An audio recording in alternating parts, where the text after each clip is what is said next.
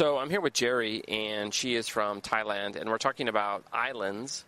So these islands in Thailand get a lot of tourists. Yes, right. Thailand probably gets more tourists to its islands than any other country in the world. How is there any concerns about the environment or development on the islands? Yes, of course. So wherever there are people, there's always an effect on the environment. And you see this a lot, especially on the most visited islands such as Phuket and Samoi, with the development of condominiums, schools, malls, leads, deforestation, of course, and more pollution. You also see the effect more on the more vulnerable islands, like the smaller islands, such as I think Koh Phi Phi or Koh Lanta. All of the islands used to be full of trees and used to be national parks, and now with the people taking speedboats and everything, you really see the oils on the sea. The coral reefs are not as colorful as they should be. All the plastic that comes with, getting food boxes, plastic straws.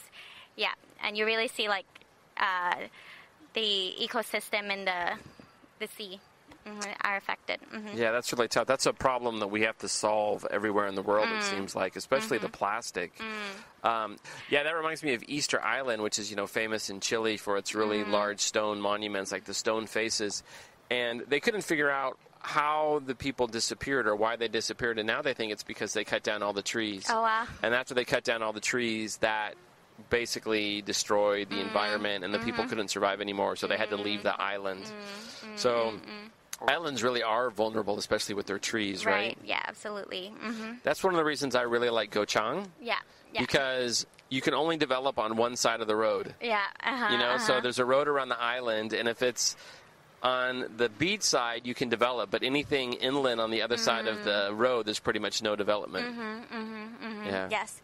But there are also, on the positive side, you see, when there are things bad things happening to environment, you see innovation, people actually coming up with ideas. So a lot of hotel chains, for example, are becoming more sustainable. They're incorporating metal straws, paper straws. So you do see some changes, but there's a long way to go.